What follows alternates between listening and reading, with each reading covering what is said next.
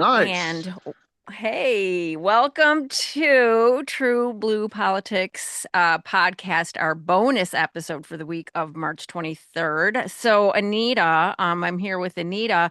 Anita, I would like to introduce you to you and our listeners to John Bartman, who is a fifth generation corn and soybean farmer who runs Bartman Farms in Marengo, Illinois.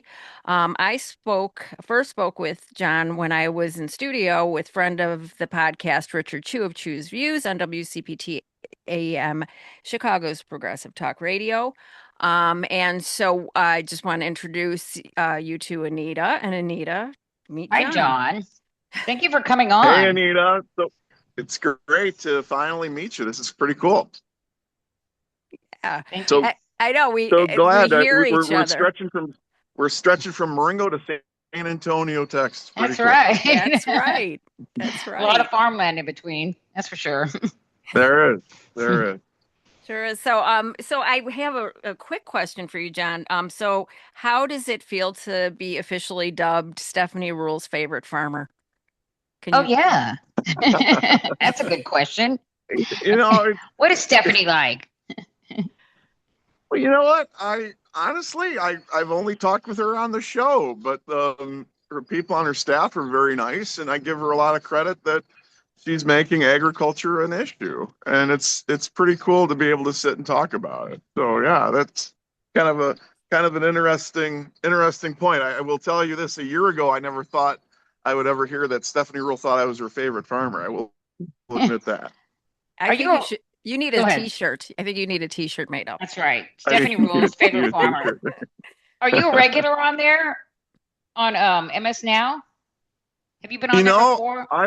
I have been on her show 4 times, Hmm. um, and it's very nice that every once in a while I'll submit a video if there's something timely that's occurring, Hmm. which I really like doing that. I love letting people see the farm, and I think that's part of the reason why they like to have it because it breaks the monotony up. My favorite one that I did was after Trump had his big announcement with President Xi about, oh, we're going to finally have this big breakthrough and the trade's going to resume again. And they made this big announcement that it's going to be 25 million metric tons that China's going to buy from the US, which sounds like a lot. In reality, when Joe Biden was president and when Obama was in there as president, they used to buy about 40 to 50 million metric tons. So I got to have my little 30 seconds of saying that in front of the combine, which was fun, and it just was a great piece, and it really added to the show. And there's no like guarantee of that either because they didn't sign a trade deal, right? No, it's all. I mean, There's no that's the whole thing. It's all smoke and mirrors. You know, right. China has been buying from the United States soybeans since most favored nation status in like what was it 91 or 92. So there Hmm. really isn't anything new there, and they know who all the buyers are, and they Hmm. could buy more beans tomorrow, and they would get it there in 30 days. So our whole supply chain is set up for that, and it's Hmm. just Trump being Trump and screwing everything up. That's making everything challenging and causing everybody to go bankrupt. Yeah, Well, and he I saw. breaks things and then he Mhm. wants credit for fixing them. And, just like he's done with the Strait of Hormuz, Yeah, really. yeah, yeah. I mean, that's a pattern with him because I You're don't think right. he, go ahead. Well, I mean, I've been telling people it's similar to having a friend steal your car that they wanted to borrow your car and they hit a telephone pole. And then they just decided, oh, we'll give you, I'll pay 10% of your deductible. I'm sorry about that. That's basically what he did with our trade situation and Right. last year and where we're at now. Yeah, That's what well, the and I bailout was, is in You had reality. yeah. trading partners, like you had a regular trading partner with China. And then when Donald Trump screwed all that up, they turned to Argentina and Brazil, mostly Yes. Brazil, right? So you kind of lost Well, yeah. those Well, trading partner, really, We, right? we lost leverage. That is the whole point. China cannot feed themselves. That is the whole gist of their country. You have over 1 billion people. They can't feed themselves. And the one thing that they wanted from us was our soybeans. And that's part of the reason Mhm. why they owned so much of our national debt, because they were concerned that we would put an embargo against them. And that's what they were worried about. And so what they learned from his first trade war, and they've invested hundreds of billions of dollars in South America, and they're literally building a transcontinental railroad right now, stretching from Argentina through Brazil into Peru. Mhm. You don't make an investment like that if you're just going to turn away for 8 billion metric tons of soybeans from the United Yeah. States. They're there Well, for the long and term, and we can yeah, thank and I Donald was Trump for that. yeah, Yeah, I exactly. know. Well, and I was going to say, so soybeans are the largest export, right, for the United States. And I think it was in 2024, American farmers did 24 billion in exports, with 52% going to China. And then in 2025, there was a 51% drop from the previous year. Is that Yep, track? Yep. that's all right. Mm-hmm. And here we sit because of it. So it's and the other thing that why this is such a big issue for somebody listening at home, like I don't really care about these farmers. What do I care? But many people do care about the environment. They care about the Amazon rainforest, and that's land that's being taken out of production from the Amazon rainforest. They've gone from 80 million acres of That's right. soybeans to up to Hmm. 120 million Hmm. in less than 10 years. So it's just an Wow. unbelievable amount of growth, and they can still keep growing. They could easily Hmm. have almost 200 million if they wanted to. And just the Yeah. ecosystem destruction that's occurring is ridiculous. Right. Yeah. And so What? I think you referred to it, the actions by the Trump administration. It's a $4 billion tax on farmers. Um, Yes. so yeah, so how does the bailout, quote unquote, help? Yeah, that's what I was. I was. Yeah. What is that? I mean, are there farmers that I mean, like, are happy about this, about just being bailed out? Or I mean, I heard these people begging for it, almost like, yeah. Well, farmers are hurting. I mean, last year, and I like quoting the University of Illinois because it's a great land grant university, and they have an excellent economics farm Hmm. program that everybody in the United States looks at too. And last year, every farmer lost over $100 an acre last year. And the amount of money that we pass through is just absolutely incredible. But we don't bring any of it home. We just pass it from one hand to the other. That's what Hmm. this business is, unfortunately. And people hear, oh, $12 billion, these farmers are getting really rich, they're getting really rich. And like for soybeans last year, the bailout was $30 an acre. And a family of four can't even go to McDonald's right now for $30 an acre. That's the sad Mm. thing and the sad reality of what's occurring. And Yeah. I heard that like bankruptcies for farmers was up like 46% last year. Is that And growing, correct? and growing, and growing, Wow. Yeah, and that. growing.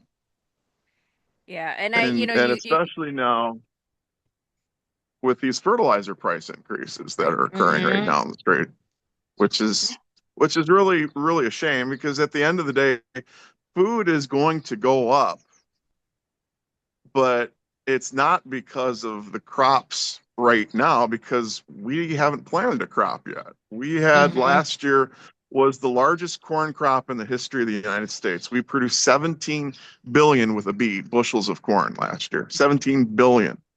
And right now, I was just checking the market.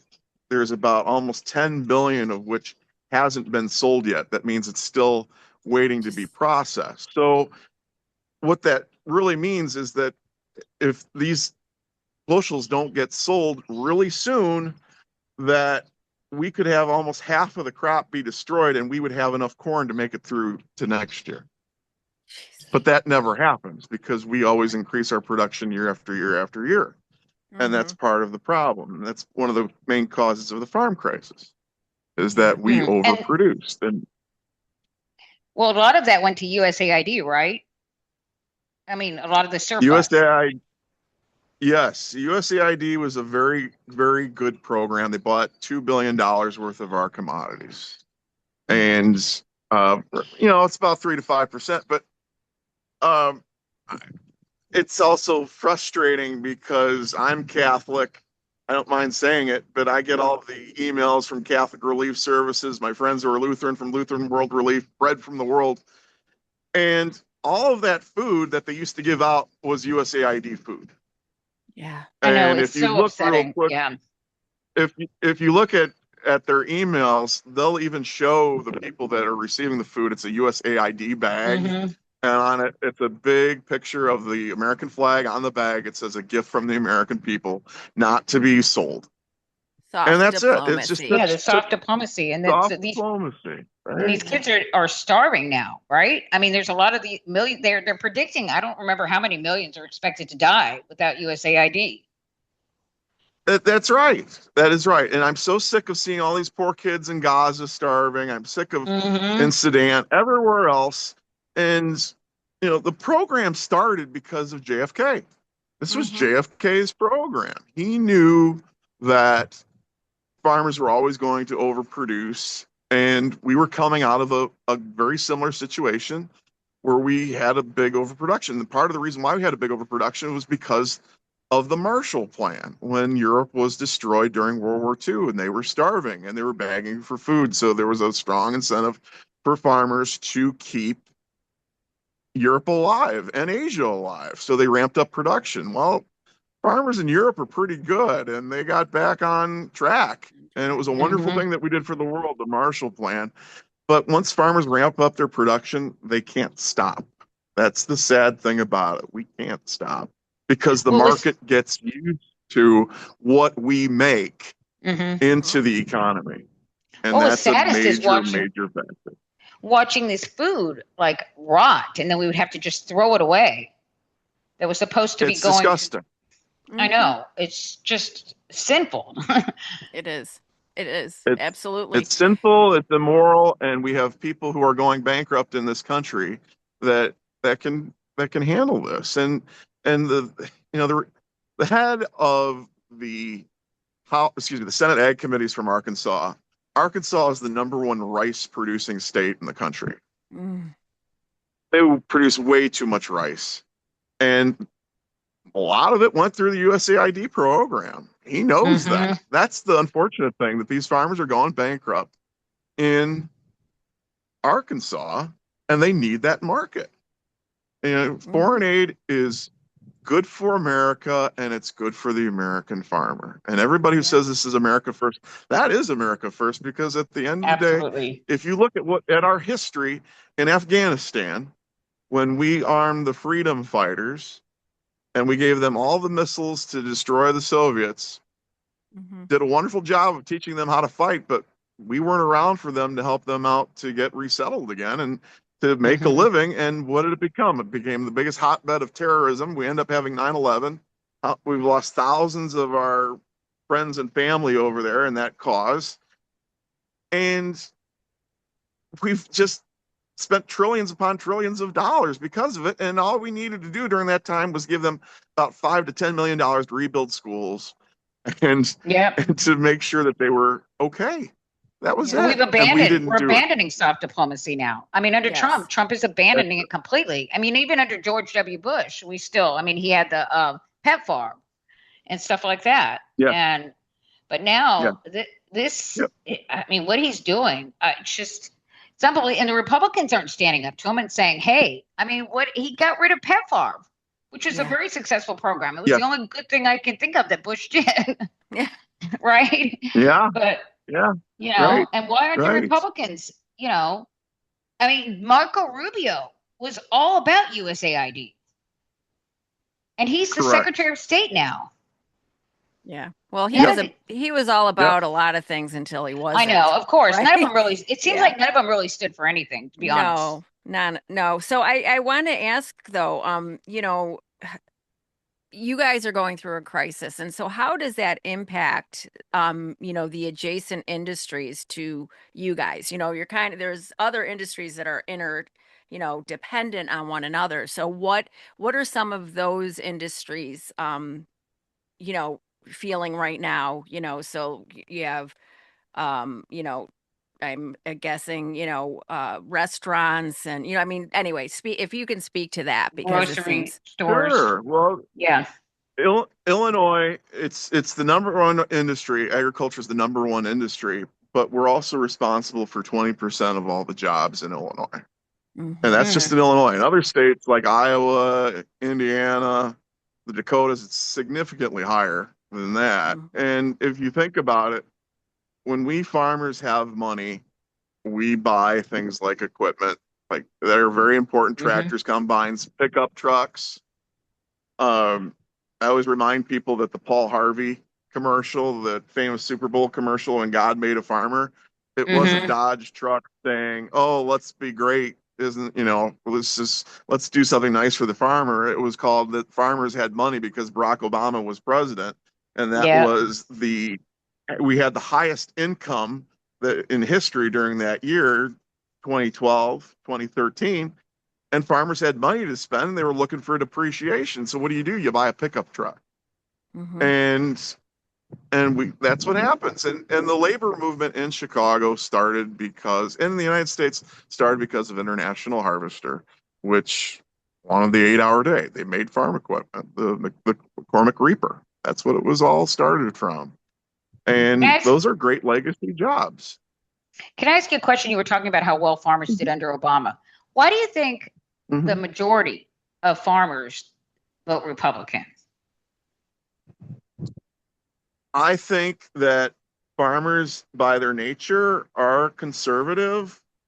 I think also that the Democratic Party for the last 40 years has done a very poor job of marketing to farmers into the area. Um, my grandfather, who died in 1985, had a wonderful saying, great political analysis that you could ever understand. His idea was that Republican administrations get into office, they screw everything up, then Democrats get elected, they fix everything, and then they give it away. And that could Yeah. be taken one of two ways. They either try to do too many programs or they screw up some stupid way and they lose the election. And that's been But really true for the last 100 years. what do you mean by give And it what away? Republicans, What like did you the mean by that? election, you know, Oh, give it away. um, They don't talk about they the things they've they done. they don't they don't talk about the economic issues of why you got through here. Republicans will do their Willie Horton style ads. Mm-hmm. We'll talk about transvestite, uh, Cultural issue, Sure. cultural wars. That's what they do. transvestite kids playing basketball. Yeah. USAID, right? Two years ago at the State of the Union, that's what Trump did. He just ripped it apart. And it was like, if you really paid attention, it was like we gave $45,000 to Guatemala for a play. And you're like, $45,000. That'll buy probably 2 bolts on a Tomahawk missile. You know, you Mhm. Yeah. I mean, at the end of the day, it's about getting results done for people. And Republicans, once Democrats get in there and farmers have income, then the Republicans will say, these EPA regulations are coming in. They're going to get you.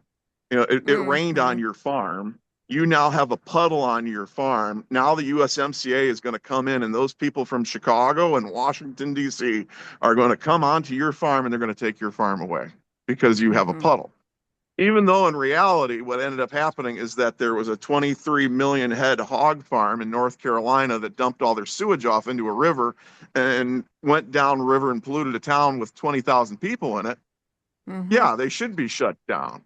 But a Yeah. small farm like me that's got a couple hundred acres, no, the EPA isn't going to come. And the easiest thing that they could do on that is to just cap your gross income, which is one of the sheets that we as farmers fill out when we do go to the Farm Service Agency, which is a division of the U.S. Department of Agriculture. And when you check that box, we call it the poor box because Mhm. it's for the farmers that don't make any, that aren't making a lot of money. That's kind of the inside joke that we have at farmers and the people that work at the FSA. You should just make them exempt. They don't have to worry about it.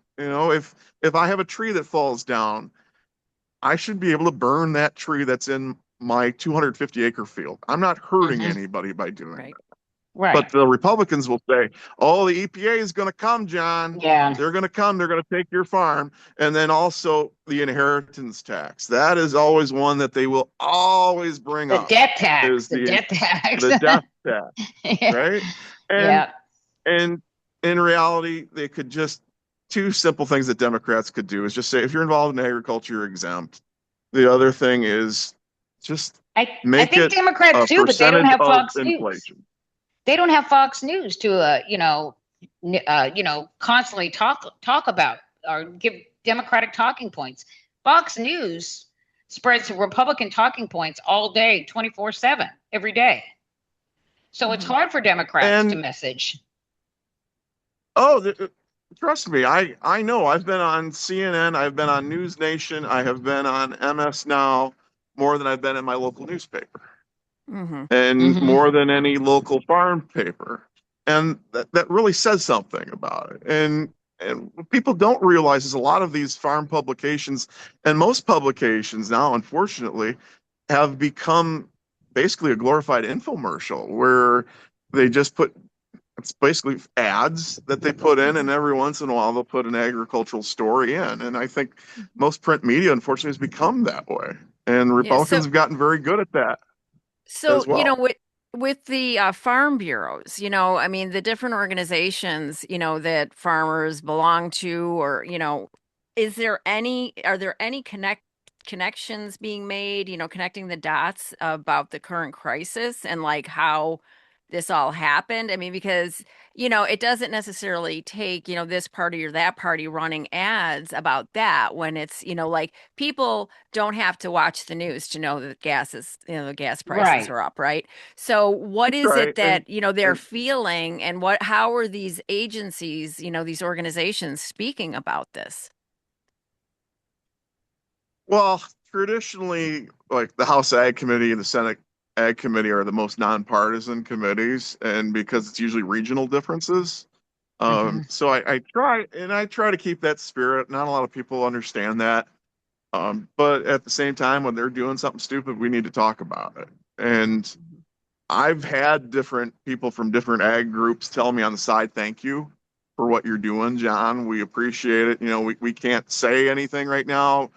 And a lot of it has to do with they don't want to upset any administration, keyword any, who's in power, but also there's a lot of marketing firms that handle commodity markets that are like, I don't want to upset some of our large farmers who are customers, which is kind of BS if you ask me about that, because you're going to end up losing your client base if you don't speak out more about it. So it's frustrating, and I'm going on a different tangent, and I apologize. If you want to bring us back to center, go ahead. But Trump had to bail out farmers the last time he was in office, but they still voted for him again. Let me give you a good analogy. Let me give you a good analogy here. Let's say that the Democrats and the Republicans were in the car business as opposed to the getting vote business. Okay. And right now we're working at a Democratic car lot. And right now that there's some guy who's coming in driving a Republican car, and he's coming on to our lot right now. And you could hear that the engine's backing up and that it's sputtering, oil's leaking out of it, and it's getting ready to die. And the guy's just driving through, and he's just kind of just looking out the window. And right now it's our job to say, hi, I'm John. What's your name? Hi, Tom. Thanks for coming to our lot. Is there something I can help you with? And be like, yeah, I bought this car. I don't really like it. I've had it for generations. We've been buying the same brand over and over again. But I may need to try a different car. And that's when you say, well, Tom, why don't you come into our showroom? We've got a new coffee bar. We've got a lunch here, and we'll even give you a free car wash for your truck right now. And let's just sit down, and maybe if you got some money, you'd like to talk about it. So that's option one. Option two is Tom comes to your lot and you say, you stupid idiot, I told you that you're going to buy a Joner, that the thing's a piece of crap, and get the hell off of our lot. We don't even want that thing as a trade-in. Okay. So that is my message to a lot of Democrats right now who are like stupid idiots. What do you guys get? Well, there's a lot of blue collar voters right now who are in that situation that we have to open the tent up and bring people in. And we also have to prove that our car, in this case, our candidates are the right people who are going to represent them in elective office and they're going to do a good job. Mm-hmm. You know, and Well, I know that there's a lot of videos out there, and look, I'm not going to sit there and pretend like I'm not a part, about watching the FAFO, videos. Okay. Yeah. And just kind of, but it gives you, it doesn't really give you the glee in that, because not only are they feeling it, but we're feeling it. yeah, Where that's exactly everybody's right. feeling it, right? So Mhm. everybody's feeling it. Absolutely. Yeah. And I'm feeling it too. I mean, We're it's all, just like every yeah, day, yeah. we're all feeling this man, But this, what this crazy man is doing. we're But at so the same time, angry.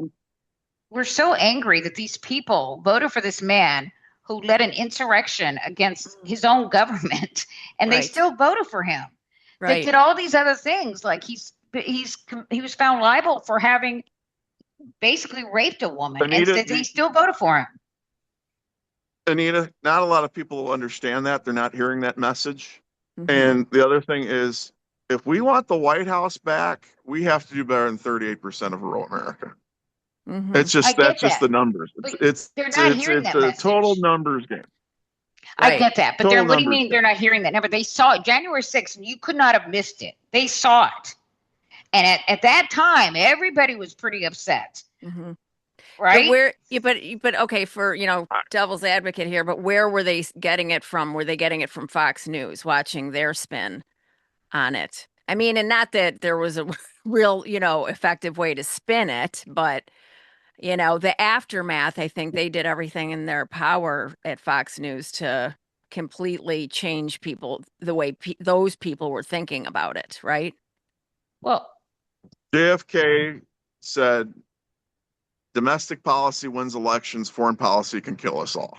And that's the time that we're in again right now. I mean, Mm-hmm. that's just where we're at right now. And it's just, unfortunately, I mean, the three of us here, we're attuned to what's going on. We just Yes. certainly are. We can connect the dots. And I do. And the one thing that Democrats we're like right now, we're like a bunch of 6-year-olds waiting for Christmas to come to see Santa, and our Santa is going to be election day. But it's going to Mm-hmm. be in November. We have to wait till November. What is going to happen between now and November? What crisis are we going to have? Right. oh If God. I would have been on your show in February, certainly weren't talking about Iran in Mm-mm. February. What else Right. is this guy going to end up doing?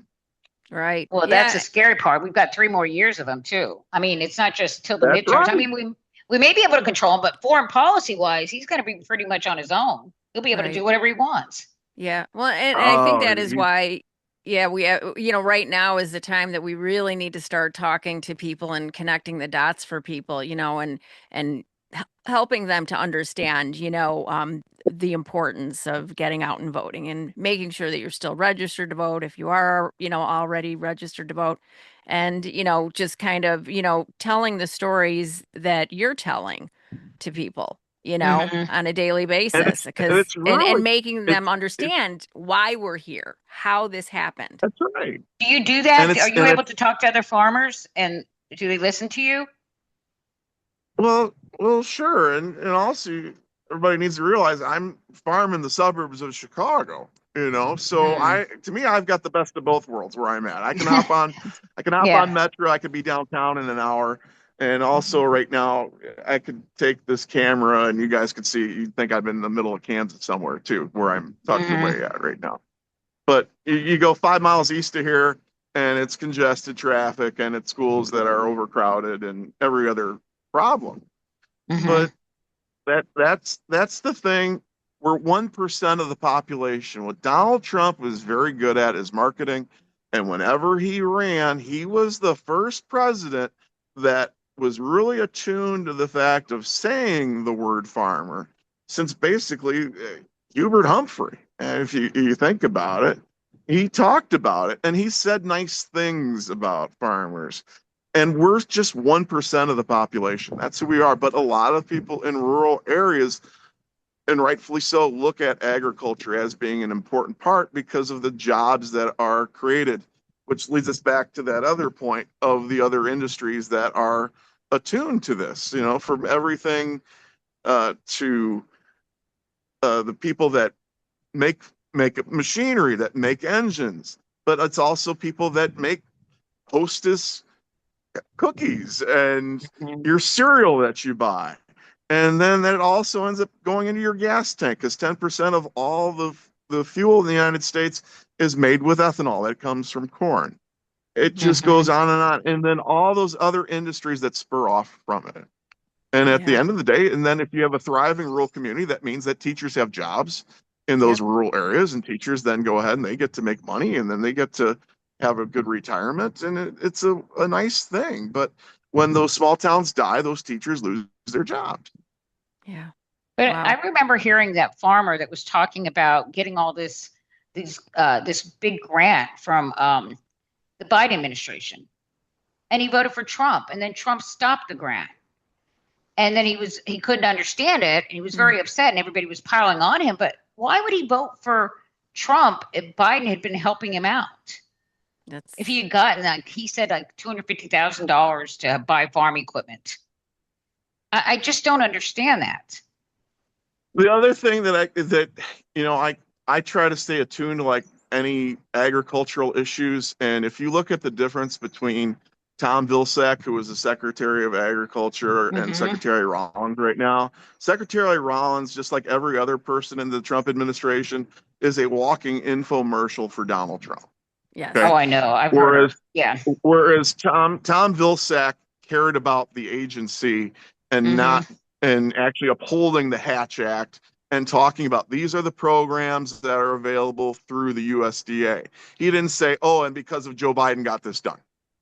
Right? Yeah. Unless he would be at a House Ag Committee and somebody would test him on it and say, "Well, if you would have voted for the Biden's Inflation Reduction Act, we would have had more of these projects that would have been available in your area." But he didn't do that. But if you listen to Secretary Rollins, man, oh man, she knows how she got her job, and that's her job is to talk about her boss, and But she that's it, and that's what lies. they're. But she lies. I've heard That's what her. she Yeah. She just makes stuff up. and and well, so does everybody in that administration. I I know. Well, mean, that's true. But we don't farmers know she's making that up? That's not what's happening here. it's when you get to the point of one fact versus another fact, it's hard. The nice thing is my favorite thing that I enjoy being on is being on News Nation because I know that there are other Republicans who are more attuned that watch it. And Hmm. I know that the administration watches it. And I took a lot of pride knowing that when I went and said that MEGA now means make Argentina great again, and that was on a Mm, Sunday or Saturday or Sunday morning that week, there was a reporter from News Nation that asked the president, said, "Mr. President, American farmers think that Argentina is benefiting more from this trade deal than you." And that's where he went on his tangent and said, "Young lady, you don't know what you're talking about. Argentina is dying. They're Oh, dying. I remember that. And a They're friend of dying. mine is Yeah. dying." so wait a minute. You And were in that's the going to be, press room. You were right there in the press room, That's basically. right. She quoted you. yeah, she quoted me. So So And that I'm that's is when like, he, yeah, this stuff matters. This yes. stuff matters. hmm. And I'm like, this is what we need to do. And I felt a real good sense of pride because that is going to come back again. That is going to come back and Hmm. hurt him in the future on that one because in reality, it's the American farmer who's dying, Mr. President. And he's dying because of your policies of your administration. Oh, Well, it and did I hurt him. I mean, it did hurt him. I know. I go on social media. People were talking about it, about that particular clip, and that's exactly what they said. What are you talking about? Argentina, Yeah, Argentina's well, dying. The farmers are dying. The and one ranchers are of dying. well, that's and right. one of right, and one of and I remember this, John. This really stuck out when you were on with Richard Chu and you were speaking specifically. I mean, the very dark consequences about this, aside from everything, else that's happening because of this crisis, but farmers taking their own lives too. I remember you were Oh, speaking sure. about that. And suicides are up. And, you know, he always, Trump talks about, he doesn't say this anymore. We're going to get all these great deals. We're going to get these great deals, trade deals. He's not saying that anymore like he did during the election in his first term. And they were talking about India, that they were going to open up India to U.S. farm products. And I'm like, there's no way in hell India is going to allow farm products in. And Mhm. and the reason is that you have 1 billion people, but you still have 330 million people in India who are farmers. And Yeah. most of them have 1 acre to 3 acres is what they grow. And they have the highest suicide rate on the Mm. planet. And they marched into New Delhi and they had their hunger strikes well before our election. And Mhm. they got Medi to back down because they wanted to open up and have a more of a Western style market because it's quote unquote much more it's much more business friendly. You know, it's more efficient.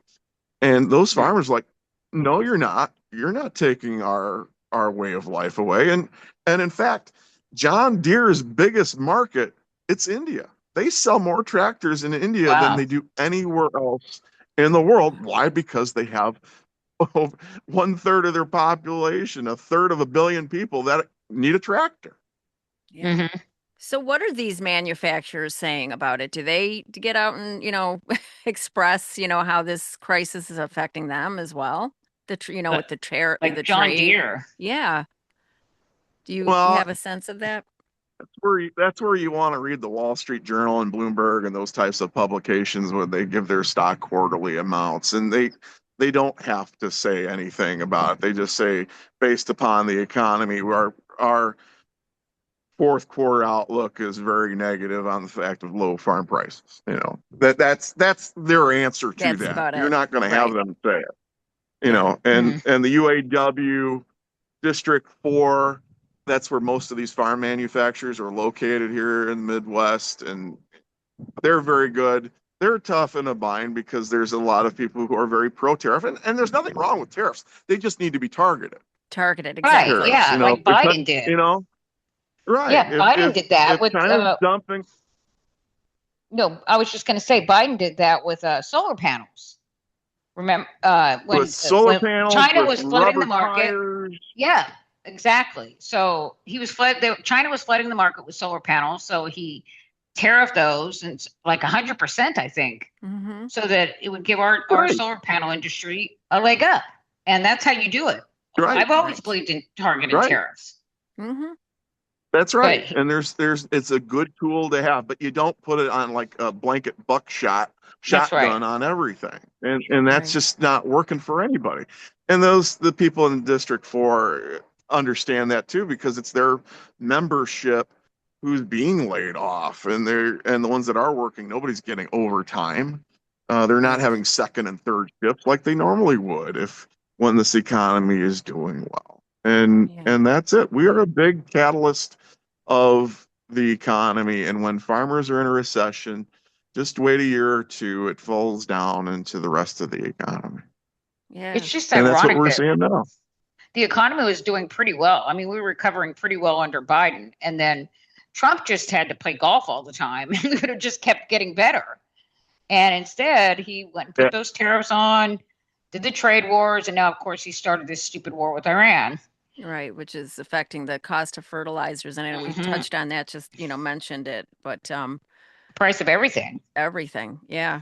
It just right, right. And there's another thing that people don't understand about trucking is there's a thing called diesel exhaust fluid, Mhm. and that every truck, it was initiated by the EPA, it was mandated that we had to restrict the emissions.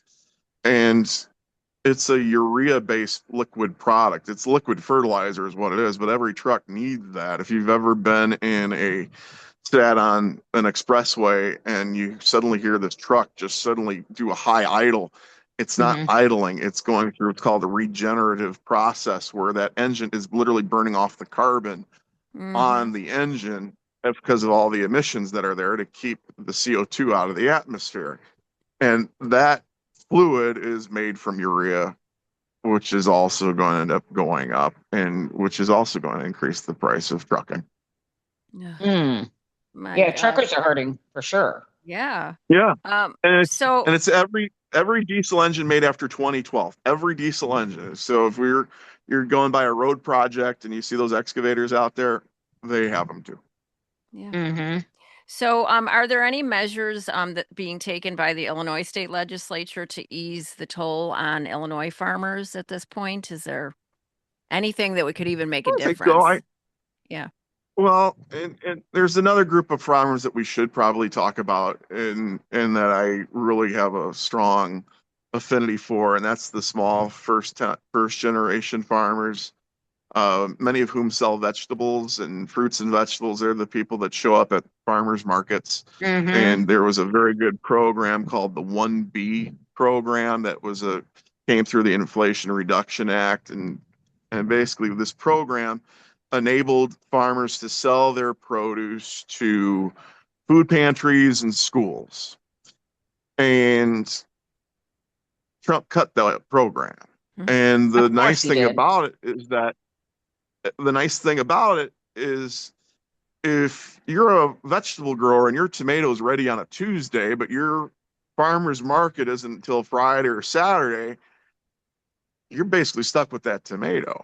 But if you Mhm. had a contract where you would take that tomato and sell it to the food pantry or sell it to your or to your school district, that was a government contract. You could walk into a bank and prove that as income. And many of those first generation farmers had that ability to do that. But many of them quit their full time jobs too. And because that program was cut, those people basically almost had to get out of the business and quit their job. And I will credit JB Pritzker for speaking out very much so about what's going on with farmers. And he understands the point of the 1B program with Director Costello. They're very, very strong proponents of it. And Representative Harper on the House Ag Committee, she's a very nice, Yes. very great person. I've had the chance of meeting her as well. And she does a wonderful job of being from Chicago, the city itself, and expressing that to everybody throughout the state, which is important. And that's a Well, I hard wish. hard job to have if you think about it. If you're Yes. if you're a you're a representative and you're a chair of a committee that doesn't necessarily affect your constituency directly, and that's a hard Hmm. thing. And she does it very well. So, Yeah. but Yeah, Well, yeah, that's it's a interesting. I wish. problem. I well, wish Democrats would have bragged about that more because that sounds like an yeah. interesting, policy. The just these first time farmers that sold to these farmers markets. I mean, people know what that is to be able Hmm. to buy directly from from those from the farmers basically. Directly, yeah. Yeah. Yeah, Well, and actually, I didn't know about it until a year ago myself mhm. when some couple of farm friends contacted me about it, and through the Stewardship Alliance, and they're a very nice group in Illinois, and they invited me to go down and testify in Springfield because I was affected by Doge, uh, Mhm. because I was involved in a program within the Inflation Reduction Act, basically to get us off of fertilizer, all this imported fertilizer that's coming from the Middle East, that's coming from Russia and the Belarus, Mhm. and that comes from fossil fuels. It isn't exactly the best thing for the environment right now. Right. And that was a wonderful Joe Biden program through the Inflation Reduction Act called the Climate Smart Program. Yeah, you And think about it that allowed Maha. I'm sorry, the Maha thing, yes, the Make go America ahead. Healthy again. And I just, and Yes. that was kind of brilliant, really, because it was attractive to a lot of these, a lot of women actually who, are interested in, things like farmers markets and things like that. And I just think that would have been a good thing to talk about and have, to attract those kind of voters that were interested in things like healthy eating. Yeah. And what did we say before that Donald Trump is, what is he good at? He's good at marketing, right? And Hmm. that's what they did. And unfortunately, the reality is when you do look at the Maha movement, and anybody who's actually has a brain, and we're looking at the measles that are outbreaks Mhm. that are occurring, Hmm. that are happening all over the place, and how just our whole industry and science just doesn't matter anymore. But it's like, oh, Mhm. we're going to make America healthy again.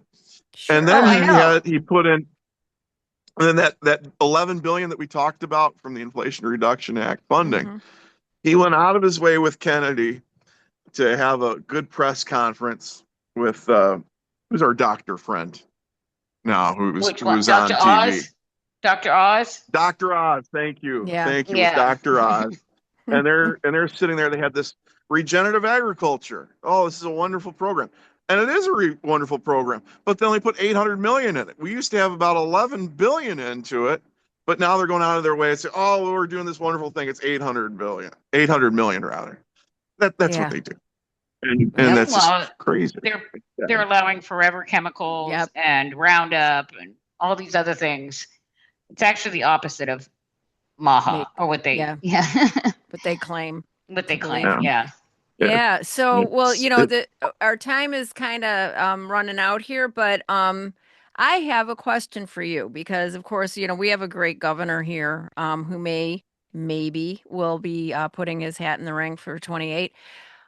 How about you, John Bartman? Have you ever thought of running for something? And, because you have a oh, real gift for I thought you explaining things. Yes, you do. You, We could I use a mean, I Democrat thought like you. yeah, you I would I, vote. Listen, I would vote for you for president too. Let me just say that. But you like, but I mean, have you ever thought of running for something, more local or just, in the state legislature or, large Congress. or yeah.